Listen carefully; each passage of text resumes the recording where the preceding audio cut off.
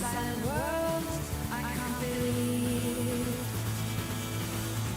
Aquarium thoughts, they drift and they sway like the gentle current at the end of the day. Leeched tradition school, peaceful paradise, calming jewel. Glowing guppies with tails like fire, whiskered catfish, their movements inspire. Drifting bubbles, a mesmerizing dance. Lost in the moment, given a chance. Aquarium thoughts, they drift and they sway like the gentle current at the end of the day. Serene angelfish, gliding with grace. A world of wonder in a watery space. The hum of the filter, constant refrain, a symphony of life, washing away the strain. Worries dissolving, the calming blue. Aquarium magic, just for me and you. Aquarium thoughts, they drift and they sway like the gentle current at the end of the day. Emerald corridor sifting the sand, a miniature river held in my hands.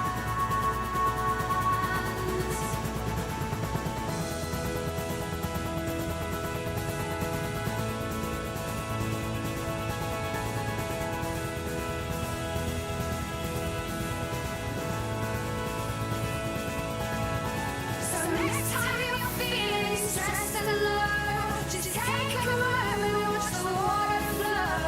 Aquarium thoughts, a calming sight, a little piece of peace beneath the gentle light.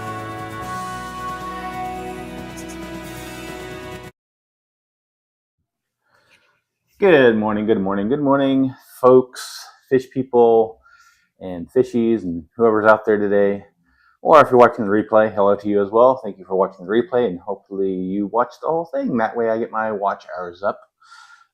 Anyways, speaking of watch hours, I'm still trying to get that 3,000 mark. Right now I am currently at 1,886, which is right down there in the lower left-hand corner, right by my little logo right there in the lower left-hand corner. Just keeping track of where I'm at. And today, if you haven't noticed, I am doing the fishy news, which is just articles I found online that speak in regards to fish, tropical fish, anything kind of fishy related, which is why it's the fishy news. I do have some articles to go over, and please tell me if I'm speaking too fast. I'm pretty good at going too fast sometimes, and I do think I have been going too fast. I'm going to do a little check right here to see if my bot is in the channel.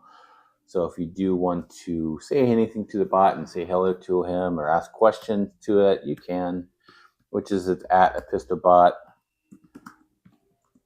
and it should respond back. Hey, Skippers, how's it going today? Hope you're having a great morning. Like I mentioned, I am doing the fishy news, and basically, yeah, it's Sunday morning. I don't know if you saw the thumbnail, but it did say May 11th. I was supposed to do this on May 11th, but due to time constraints and whatnot, I had to postpone it, and I was going to do it again on Thursday, but due to time constraints and other streams going too long, I decided I'm just going to do it on Wednesday. And I don't think my bot's up and running. Oh well, it is what it is. Maybe it'll pop up. Give me 1 second. I shall be right back. I'm gonna see if I can get this up and running. Let's see where it might be right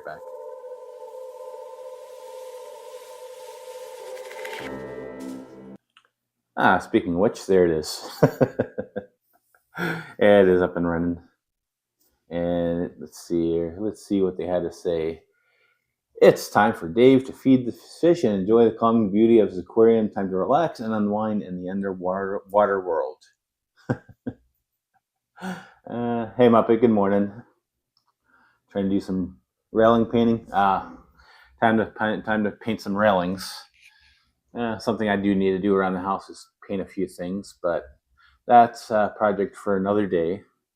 I don't think you guys want to do a live stream of watching me paint rails or paint doors.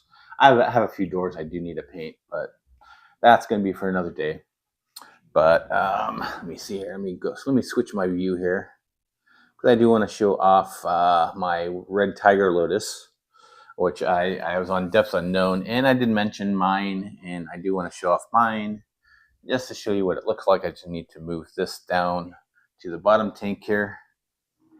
And I don't know if you remember seeing, I did like a little short on it. I don't know if that's a good picture or not, but that is the, change the angle here a little bit.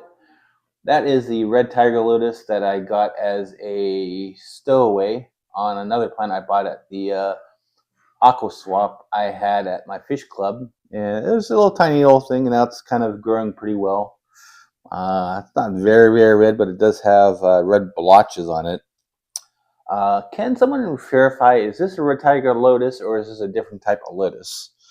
Please let me know. But that is it. I do like the way it is grown. I'm kind of hoping it at least reaches the top, because that would be a great cover for my African butterfly fish. I don't know where he's at right now, but it would make for a great cover on my African butterfly fish. Yeah, okay. But yeah, that is my red tiger lotus, I think. Some kind of lotus. But I'm going to go back up to my Congo Tetra tank here. And I don't know if you saw the short on that, but they were completely beautiful the other day, and I had to take a video, and I did release a short on it. So definitely take a look at that if you get a chance. The camera I'm using right now can't really show off the beauty of them. Although they're pretty colorful this morning too. But they were really colored up nicely the other day, and I did take a picture of it with my other camera, my phone camera, which really showed off and how colorful they can get. But yeah, I do have I think 4 females in here along with 3 males. That's what I have in terms of the Congo tetras here. But yeah, and along with the silver tip tetras and the pandagaras. But yeah, Muppet, I think today is probably a good day to, if you're listening to the stream, it'd be perfect, because I'm pretty much talking about fishy news, and it really does not need any kind of graphics to it, unless you want to follow along with it. But anyways, yeah, I think in terms of streaming, I think I'm just going to stick to my Sunday morning streams. I tried the whole Thursday night thing. I think it works great, except that Ed and Whip typically go a little bit long some nights, and I really can't stay up that late to wait for them to end. And I kind of don't want to kind of stream over them, because basically I don't get the viewers as I'd like, and it's kind of hard to talk to an audience of 0. Although with fishy news, it's probably a good topic to do, talking to no one, because basically all it is me just talking, putting my thoughts out there. These are basically, like I said before, these are just articles on fish I have found online, different news sources. I will try to mention the news sources they're at. Although if you look at the screen, there will be plenty of notices of where it's from. Yeah, this is one that's typically more audio focused. I really don't have much pictures to show on it, unless you want to watch my fish in the background. But anyways, let's get on with the fishy news here. This first one is from NPR. This one talks about how our medications that we take are leaking into the waterways, and they might have some changes to fish behavior. I was reading the article, and some of it, you'd think that it's all bad, but if you read the article, it's actually pretty interesting, because they actually do talk about some interesting findings that they did find. But basically, this is not just about us dumping our medications down the toilet or into the waterways. Some of it is just how some of the medications do leak through our bodily functions. So if like we take medications and we end up going to the bathroom, some of that does find its way into the waterways, which might be something that municipalities might have to look into, trying to filter that stuff out nowadays, because we do take a lot of medications nowadays. There's pretty much medications for anything and everything. But basically going down this is from NPR. And of course they start with what sounds like a joke. A fish walks into a pharmacy. Sounds like it definitely is a joke, but what they did find was they do find that they do have some effects. There's some changing behaviors, although some of it might not be that completely bad. Let me see where I found that was. Oh yeah, that there's some surprising results. Like they found in salmon. They found in salmon that clobazam, which is an anti-anxiety drug, it seemed to increase migration success. So that is pretty interesting. I know a lot of times when you see these news articles, oh, medications are getting to waterways. A lot of times it is associated with bad things, but for some reason this drug seems to actually have a beneficial effect, surprisingly, on salmon. Although I don't think they really expanded more on that. So it could be a situation where maybe down the line it might cause some issues. Like if the drug's not in the water anymore, will it have an effect where it decrease the success? I don't know. I don't think they really expanded on that, which is just surprising. I guess it makes the salmon more bolder and let's see, but also it makes it less social. So that might be an issue. But yeah, the article does say that when it comes to salmon life beyond migration, there might still be some unknowns, which is something that they do need to study.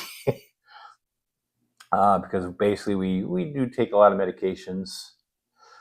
Let's see. It says they used to work at a state psych hospital. The amount of antipsychotics and other mood meds that got put down the sink was absurd.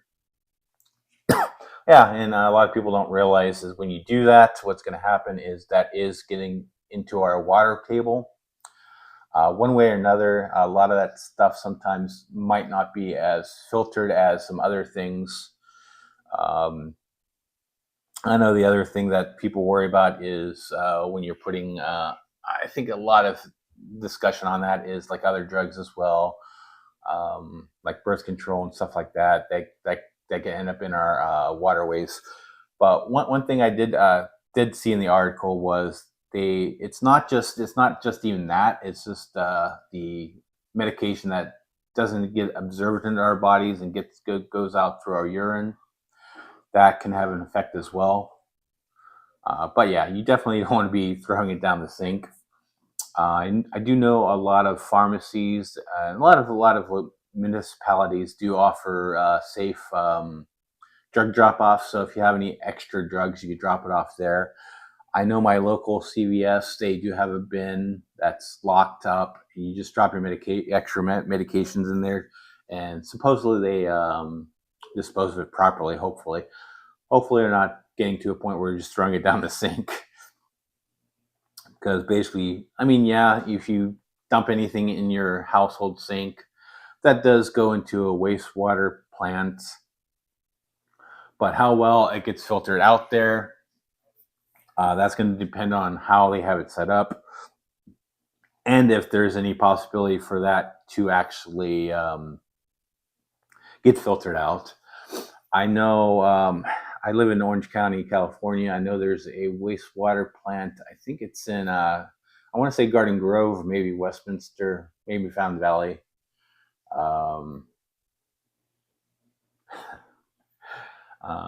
But yeah, they what they do is they do have a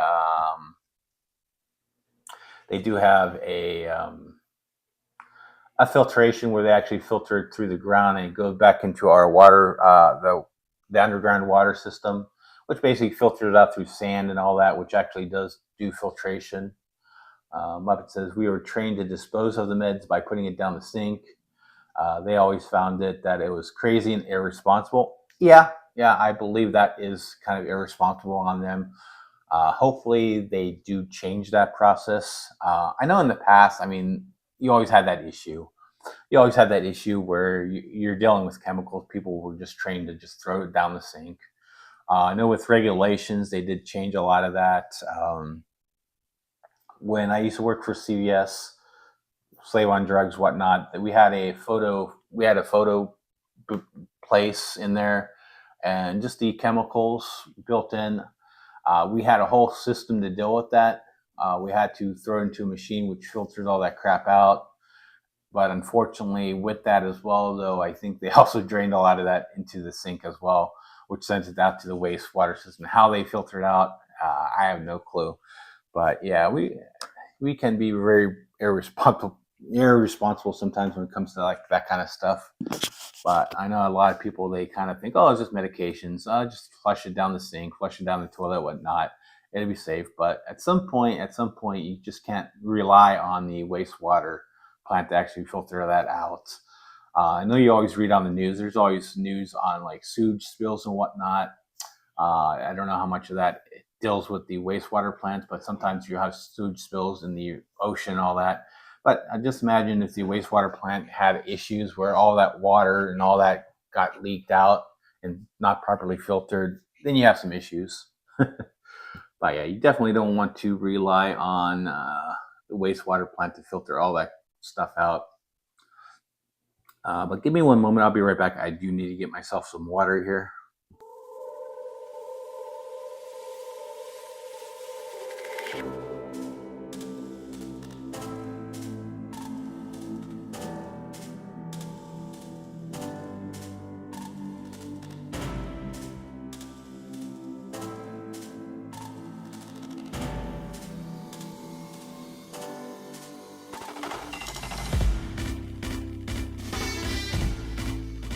Alrighty, I'm back. Good morning, Vanoski. How's it going today?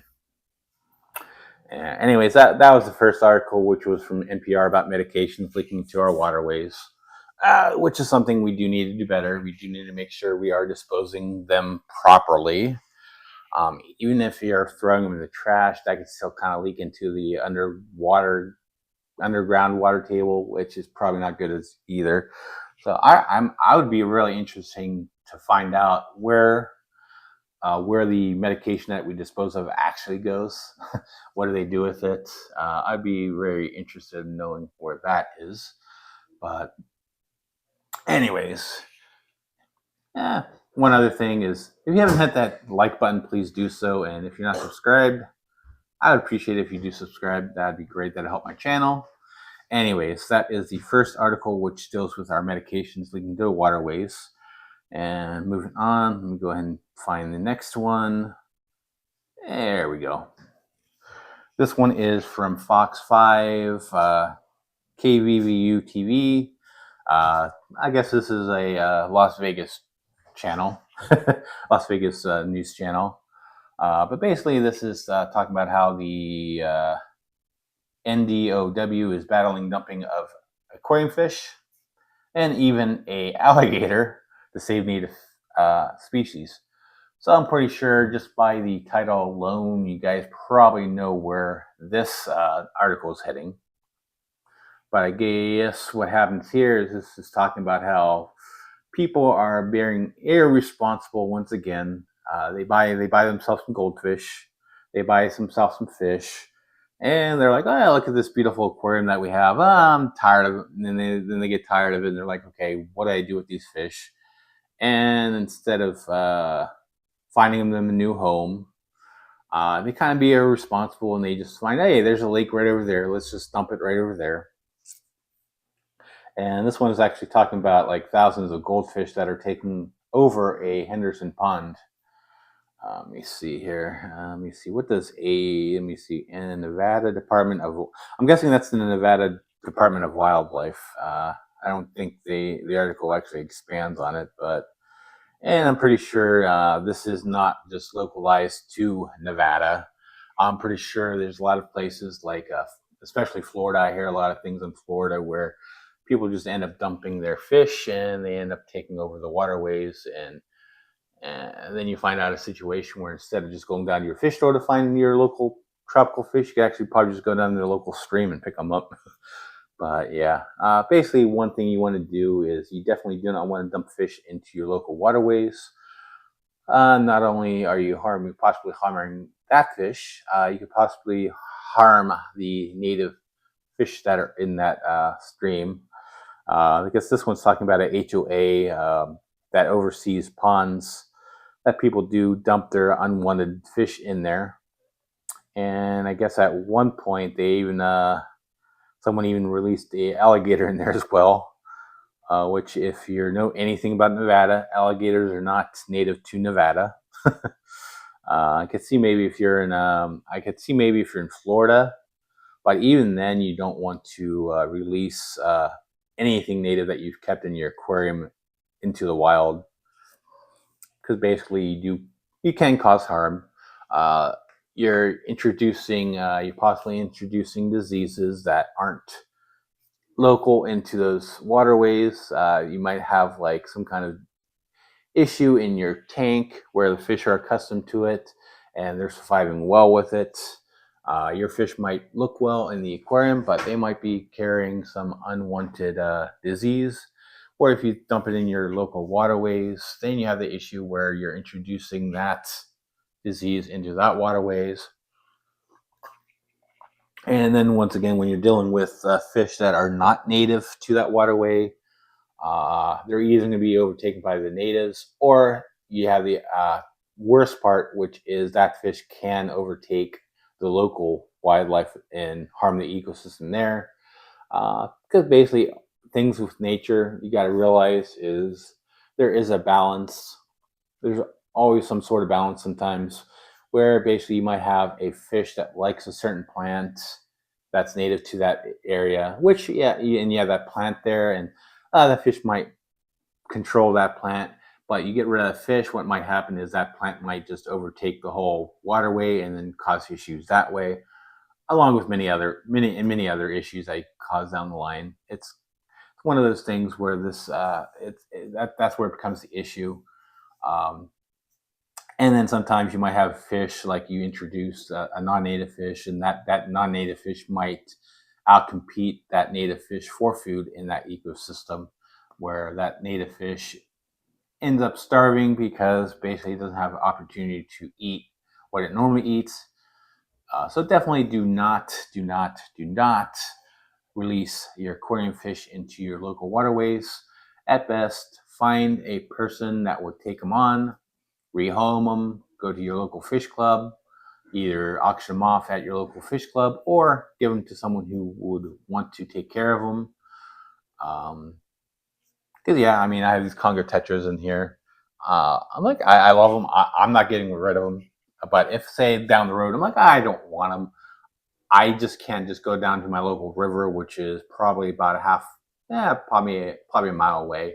I just can't go there and just dump it there, because it's either going to kill those fish that I'm trying to rehome into the waterway, or it's going to cause issues with the local wildlife in that river, and that's something you do not want to see happen. We already do a lot of harm to the wildlife. We don't need to make it worse. I'll use that word instead of exasperate. And I'm probably mispronouncing that word big time. Let's see here. And they also talked about how somebody thought it was a great idea to put crayfish and mosquito fish in there. And then basically they found out that it crashed a lot of the population that was already in that river. So definitely do not like this ad here. Let me pull it up here. Let me see where it's at. Like this ad in here says, do not ditch a fish. So yeah, don't do that. Find better ways to get rid of your fish, rehome them, find people that will take care of them, but do not throw them into local waterways. And moving on to the next article I found, which is from WBZN News Radio. Let's see, this is WBZ News Radio 1030. This is probably a news radio AM station somewhere. I'm assuming it's somewhere in New England. because this talks about how thousands of tropical fish were sighted in New England last year. Which I don't know if you're familiar with geography. You have say like the Gulf of Mexico, Gulf of America down south, and up here you have the New England area, which basically I guess they're finding that fish are finding their way up the coast and ending up in New England. A lot of that has to do with the Gulf Stream, where the fish hitch a ride on the Gulf Stream and end up pretty much thousands of miles away up into New England.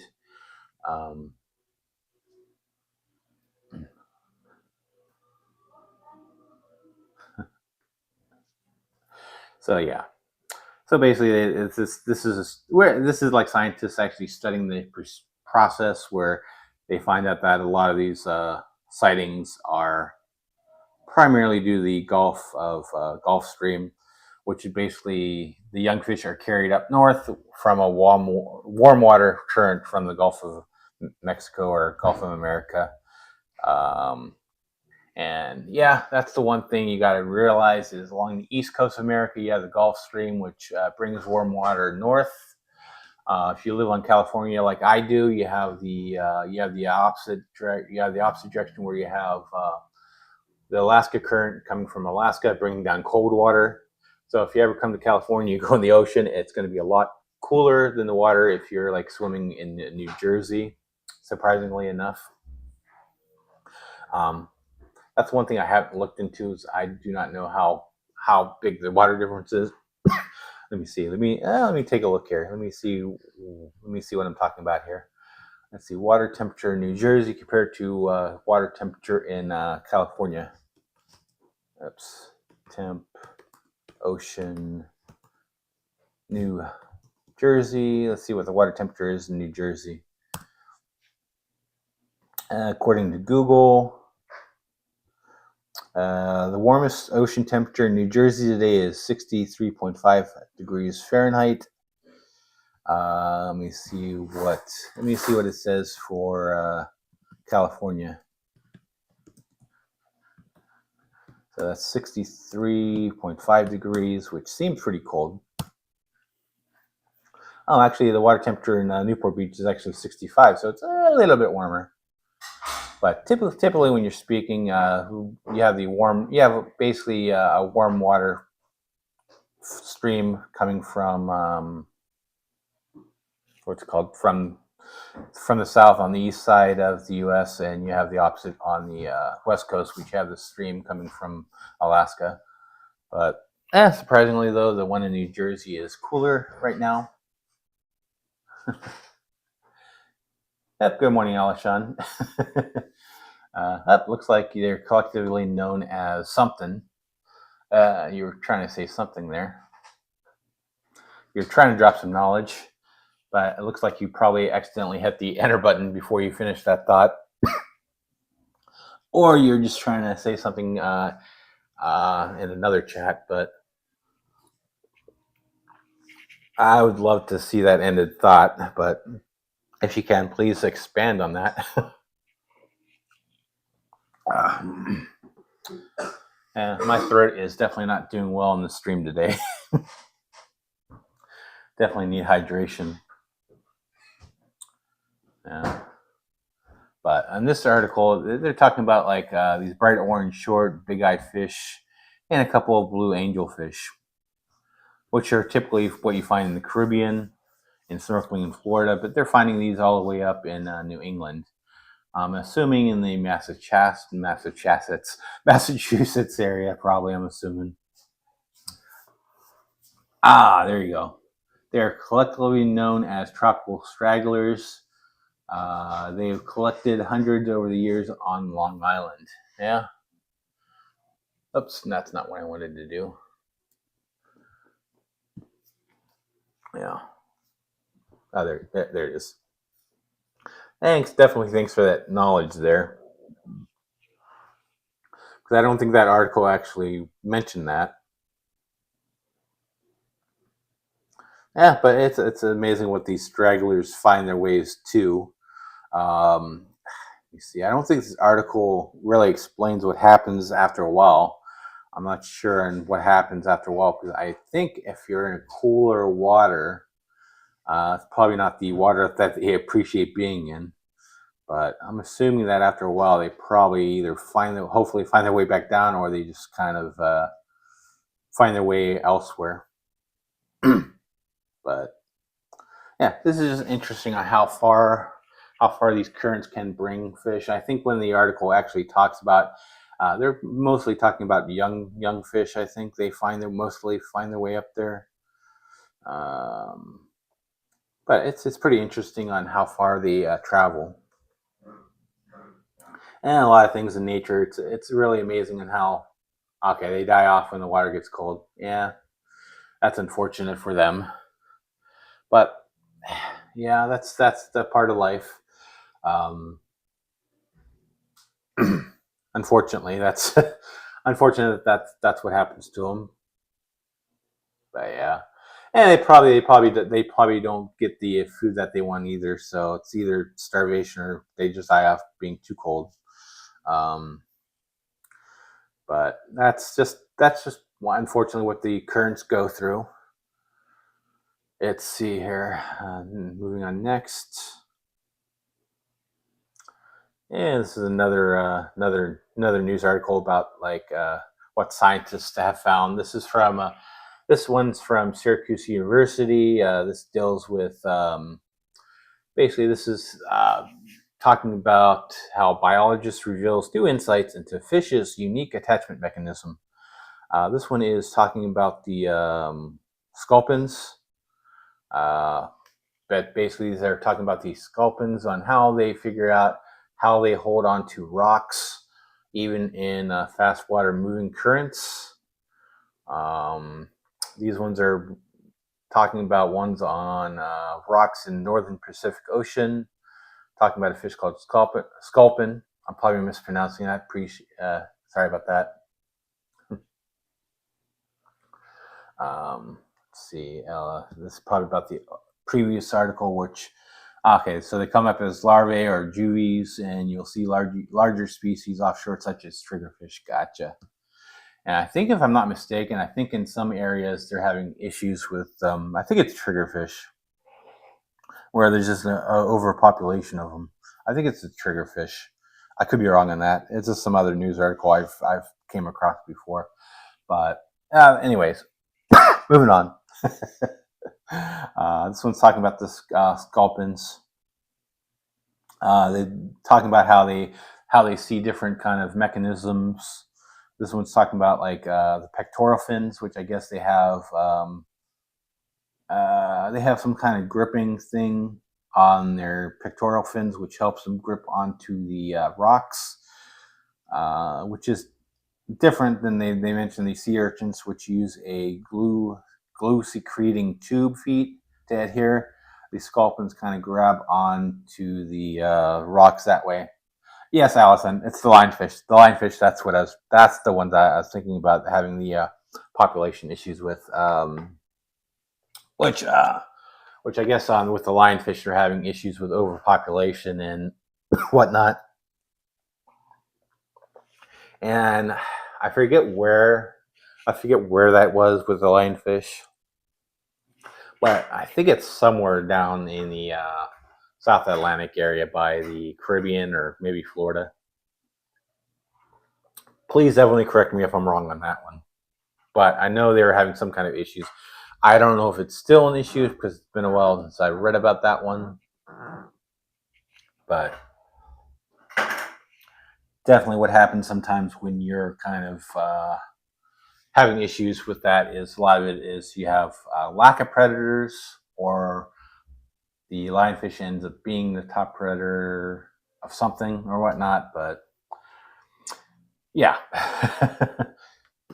Let's see here. But I found this is pretty interesting, that there's many different ways that fish actually grasp onto things. This one is talking about how they have gripping things on their pectoral fins, which actually holds onto the rock.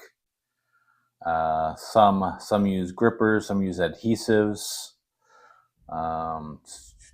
And they also talk about how this article also talks about how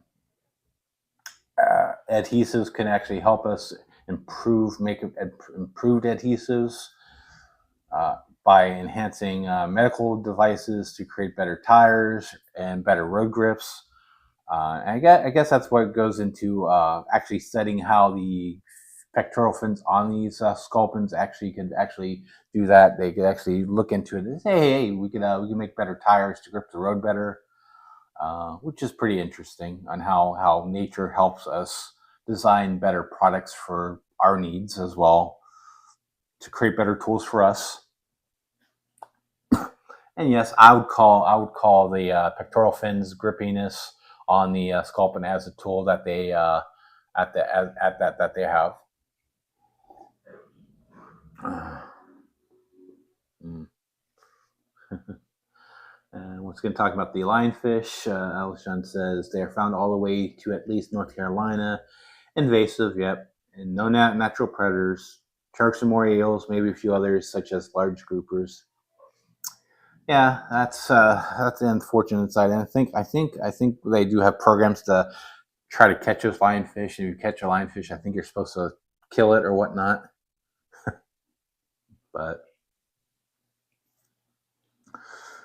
yeah, that's unfortunate in nature. That if you have if you have a fish that has no natural predators, they could overrun areas like the lionfish.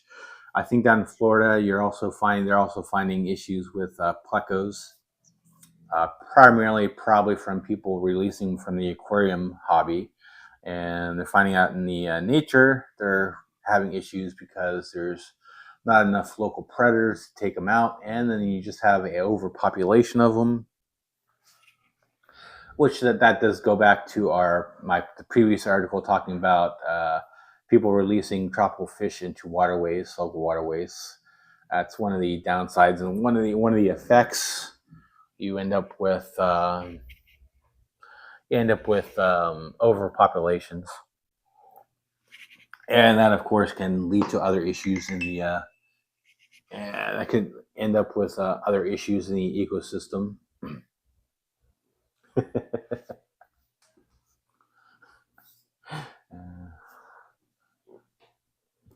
Collected and sold in restaurants in Florida. Not bad tasting, apparently.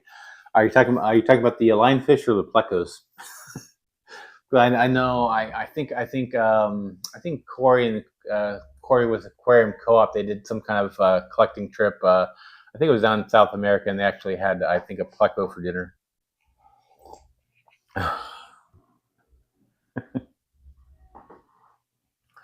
Which is pretty interesting.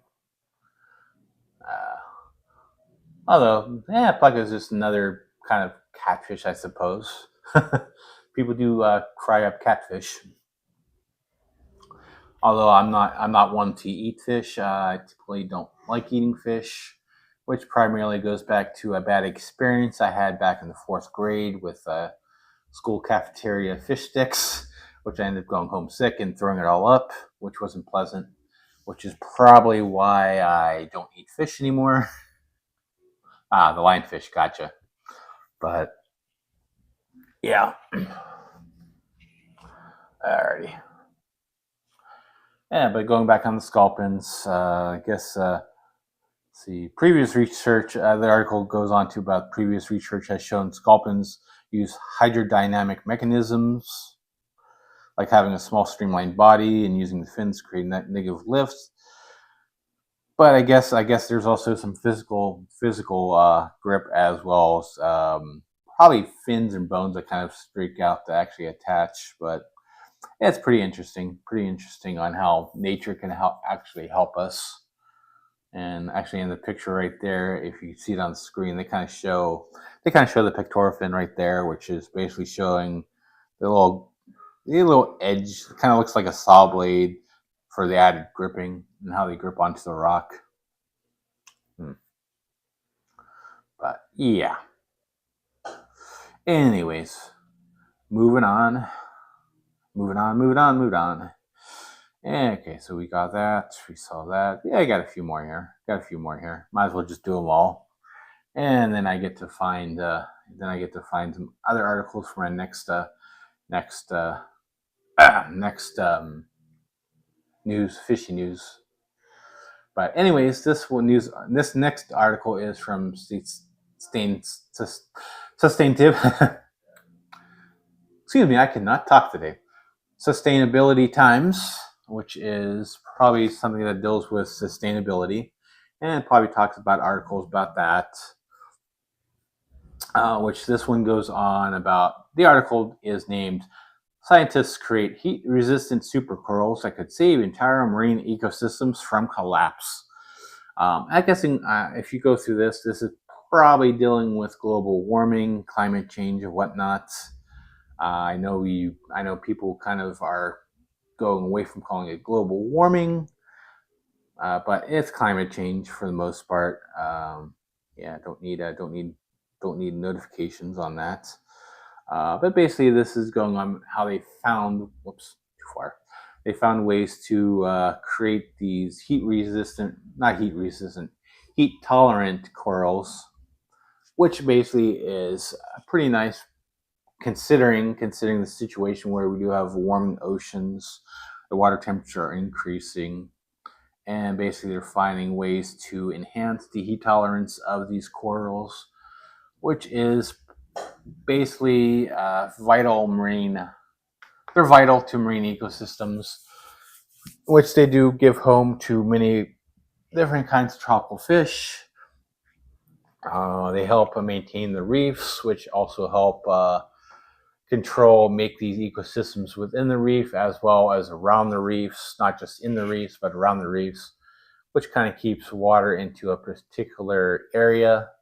And basically, without the ecosystems, you don't have many fish species that live in there. And the big thing with nature is you do need a lot of biodiversity, and a lot of corals like that do help with that biodiversity. Um, because basically you don't want a situation like the lionfish where you just have a overabundance of them, where you just are overrun with one species. Because then you're having issues where you're going to find a situation where if you get an overpopulation that are primarily feeding on one particular thing, then you have issues where you're kind of depleting that food source. But yeah, this is definitely promising in terms of helping out the systems in the wildlife. But yeah, definitely, scientists are hoping that this helps with that and helps maintain our coral out there in the ocean. Yeah, just something interesting. And I guess they're finding that through selective breeding, which us in the freshwater side of things are pretty well familiar with. Selective breeding, which you do that a lot with guppies, endlers, and pistogrammas. You can do that as well, and other many fish out there. Which basically you're just kind of finding fish or wildlife that has particular, where you're seeing a particular feature in it. Sorry, feature is probably not what I'm trying to use, but you're finding a particular trait. That's trait is the word I'm trying to find.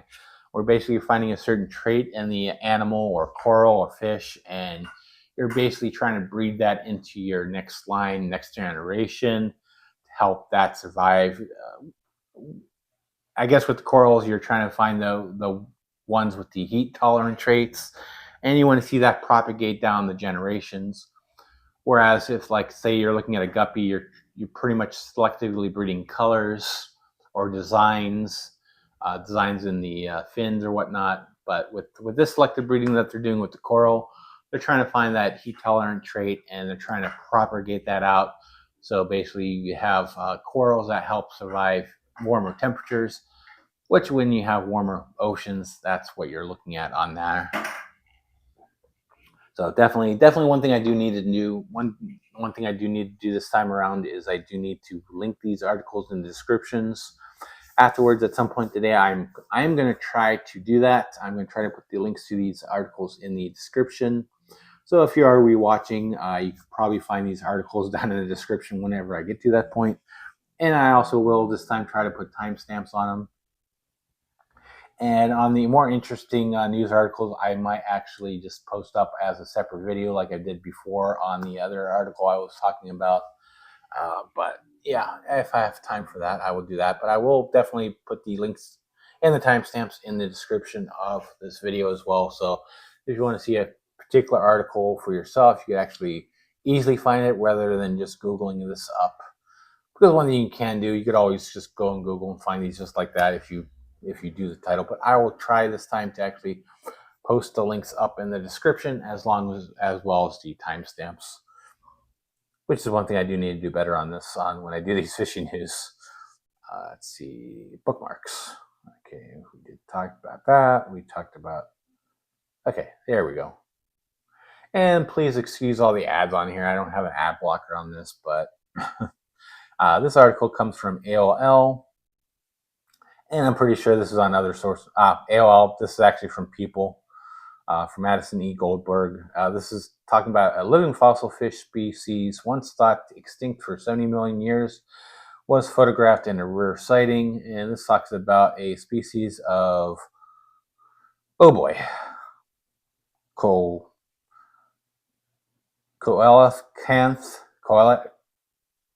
whatever. It's that word right there. Coelacanth.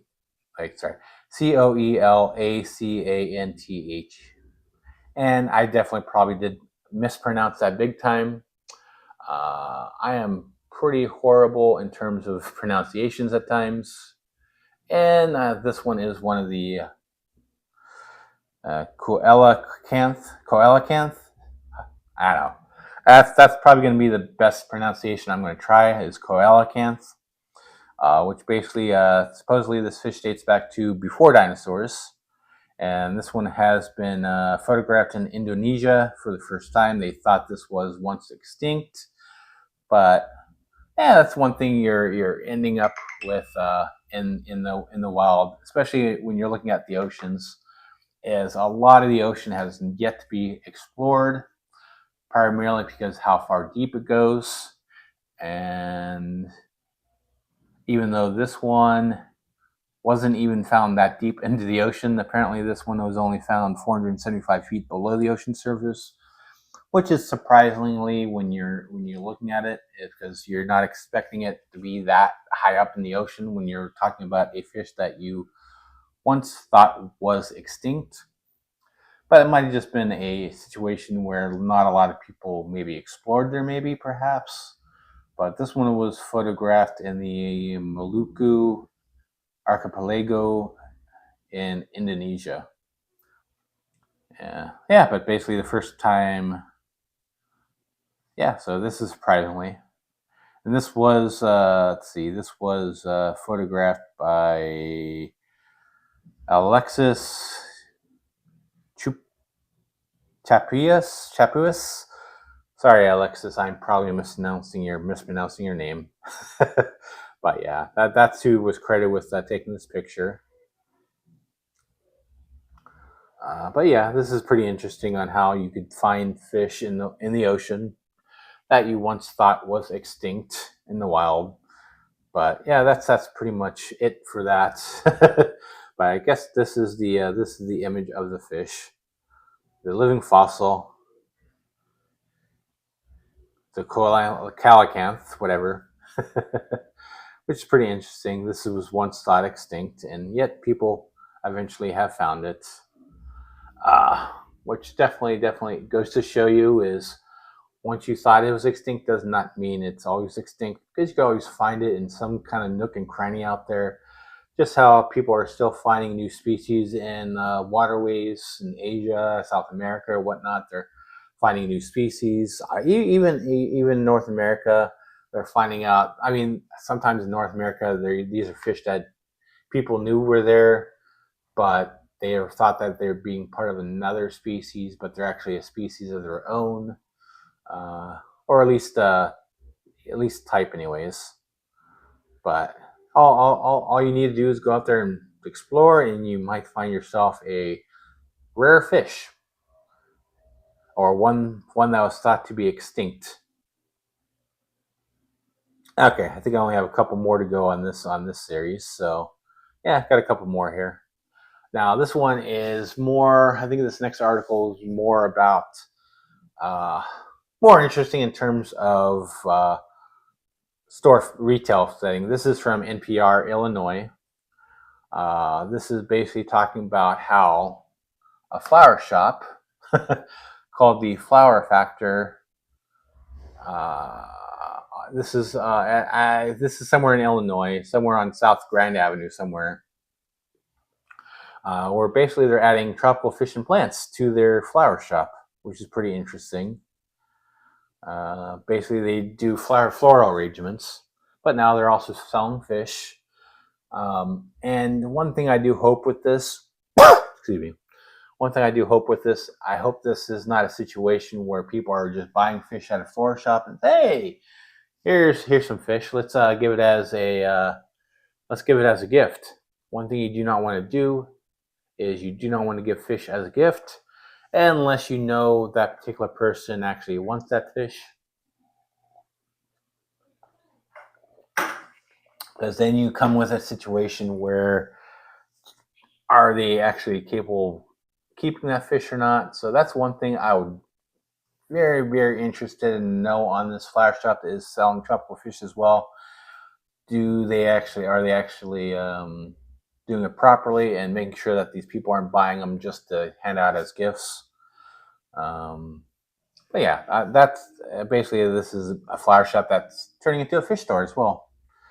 And I don't know where the store is at, but if anyone's in Illinois, please. Okay, Springfield, Illinois.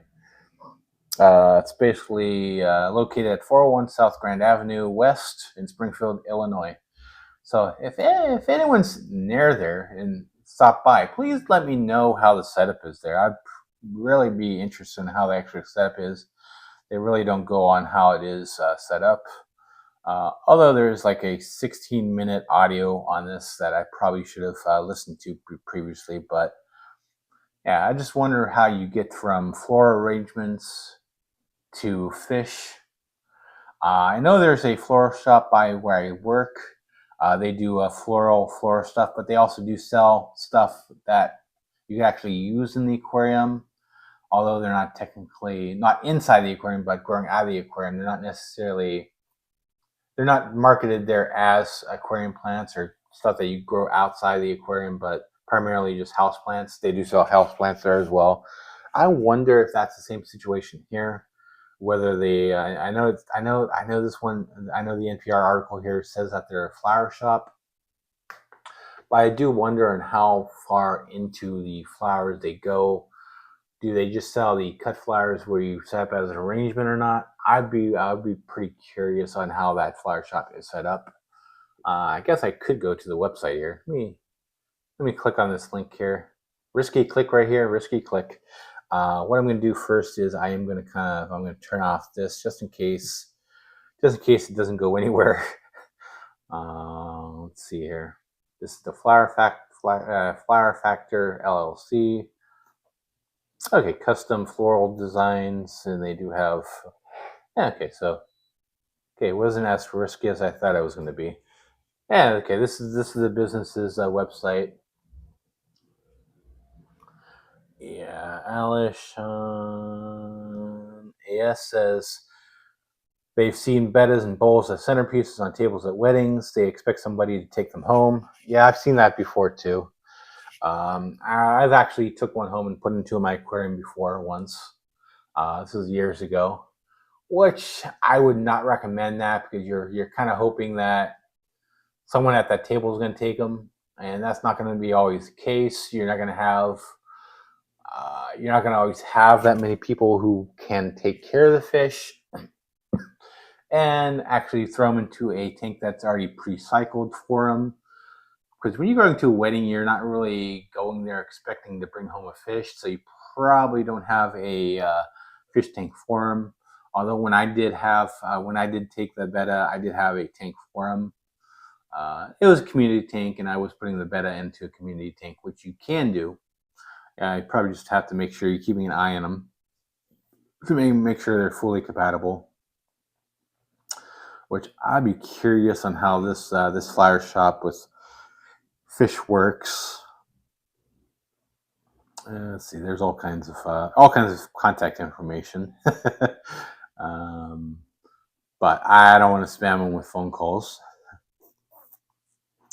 Although there's really nothing on the website that talks about fish, but I'd be curious on how far they actually, if they actually still do it or not, or if this is just a temporary thing that they tried out and didn't work. But on their website, they don't talk anything about selling fish because they probably don't want to get into that business of actually shipping them. Shipping fish is a whole nother ball of wax. Which, if you do want to learn about shipping fish, you could probably talk to Dan's Fish. I'm pretty sure he actually has. I know he did a talk at my local fish club, which I missed. Which he did talk about shipping fish. And if you go through his website, I'm pretty sure he probably has something about shipping fish. Let me see here. Going back to the last article here. Okay. And this next article is from the Scotsman. And this one is just talking about lifespan of 12. No, not 12. This is talking about the lifespan of 15 popular aquarium fish. Let's see, including the betta, whatever. However you want to pronounce it. Basically, this talks about how different breeds do have different lifespans. I guess this is a British site. Yeah, I guess over in England or British households, I guess they're the third most popular animal to welcome into the homes after cats and dogs. Pretty interesting on how long some of these fish can live. Like the goldfish can live up to like over 30 years, which is surprisingly. And then bettas are basically 3 years. And I'm assuming this is, I don't know if they're talking about in the wild or captivity. But basically, they're talking about the goldfish could live over 30 years and bettas could live only to its third. Although I think some people have them longer. Please, in the comments below or in the chat, how long have you actually kept a betta for? Please let me know on that. Okay, so the title says 15, but later in the article it does say 25. So I had no clue on how many they are here. Discus, they're saying could live anywhere from 10 to 18 years, which is relatively long. Although some people could probably have them for longer or less, hopefully longer. Discus, they're saying 10 to 18 years. The neon tetra, they're saying can live up to 5 years. I know people do have issues with neons not lasting as long due to inbreeding in captivity. They're saying up to 5 years on the neon. Now, keep in mind, this is just what the article's saying. I can't verify on how long they actually live for. But yeah, this is just what they kind of kept. Guppies 3 to 5 years, which is one thing you do want to keep in mind. How long you're keeping your fish? How long can they live? Definitely in the chat as well as in the chat as well as the comments below. If you're watching this, please let me know if you kept these longer or if you found that they don't live as long as this article is saying. Platies, once again, 3 to 5 years. It looks like most are saying 3 to 5 years. Let me see. This is a lovely slideshow. Let's see. Mollies are saying 4 to 5 years, which is surprisingly the other ones that were saying 3 to 5. This one's saying 4 to 5 years as opposed to 3 to 5. Clown loaches are saying 10 to 15 years, which I've known. I've seen some of these guys get pretty large. If it's the same one I'm thinking of, but these ones supposedly get 10 to 15 years, which is surprisingly, because you often see the clown loach and you're thinking, oh, that fish is going to last long, probably 3 or 5 years. Nope, this one's saying 10 to 15 years. Bettas are saying 2 to 4 years. Angelfish are saying at least 10 years if cared for properly. I think a lot of these lifespans, that's pretty much the key, is if you're caring for them properly, doing your proper water changes, feeding them properly, and whatnot. To the next slide. I hate these slideshows. Primarily, to do that for the ad clicks. But definitely, I will be putting these links in the description below, as well as the timestamps this time around at some point, either today or tomorrow. You have the red-tailed black sharks, which are anywhere from 4 to 10 years. Yeah, I love the little, at least kind of the little blurbs on these. Where, oh yeah, it's the red-tailed black shark is more related to the humble carp than the great white shark. Yeah, I think someone in the aquarium hobby back in the day, we need to sell these fish, so let's call them sharks. People are going to want sharks in their aquarium. It's going to be cool. It's going to be awesome. But no, these are probably more related to carps, like it said. These last anywhere from 4 to 10 years. You have the sucker mouth catfish, the common pleco. These are typically 10 to 15 years. Definitely a lot. When you get into plecos, you definitely want to find out how big they get, not necessarily on how long they live, but how big they get as well.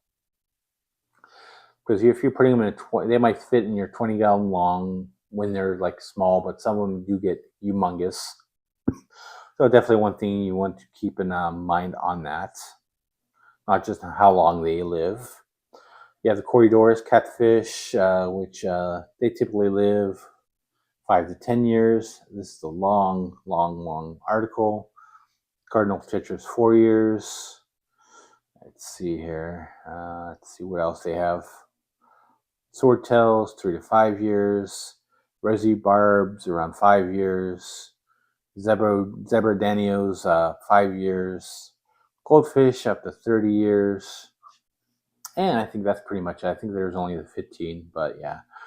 Oh, well, lemon cichlids up to 6 years. Piranha, up to 10 years. I actually had a piranha back in the day when I was younger, back before I actually really practiced proper fish keeping. Mine were very timid, not very exciting to actually keep.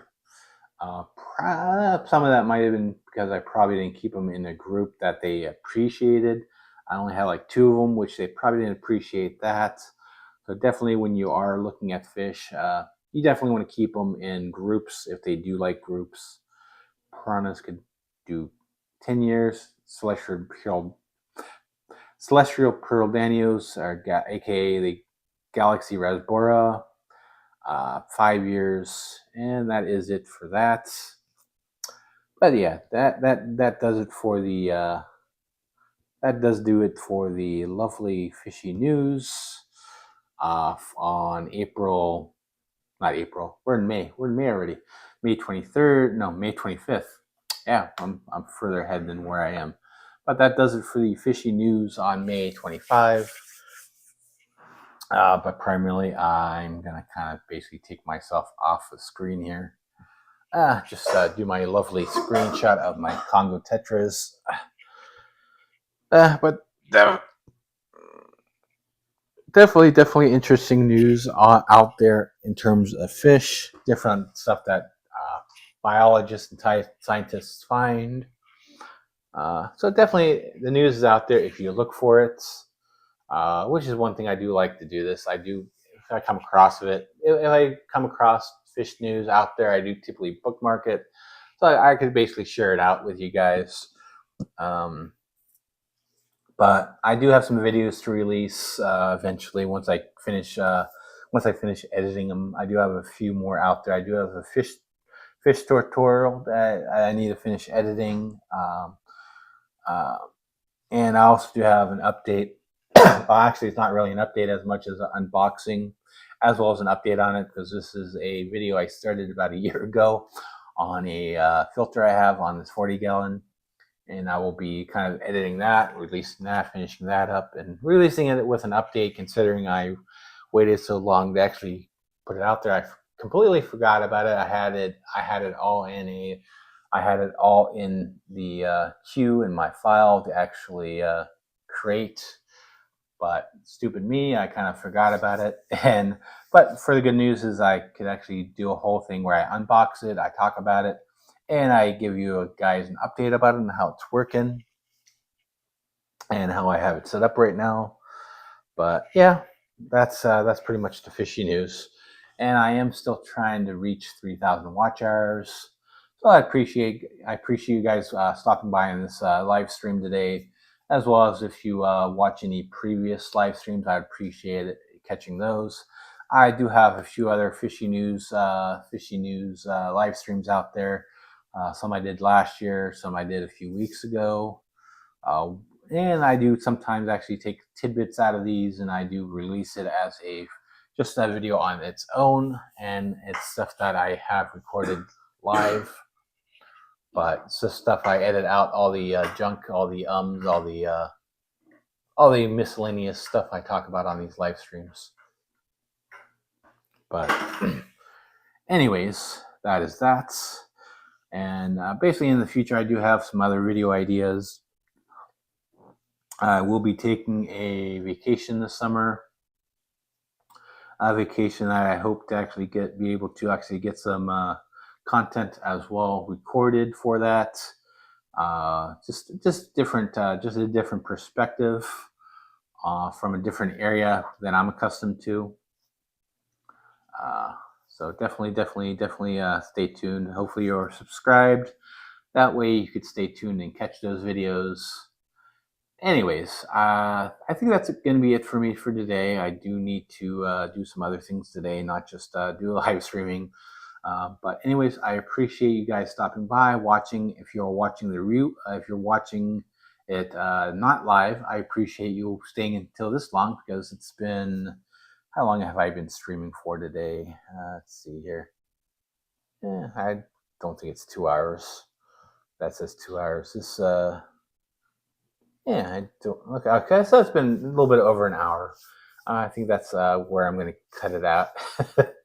But anyways, I appreciate you guys stopping by, and hope you guys have a great Memorial Day, and have a great day today, and thanks for watching.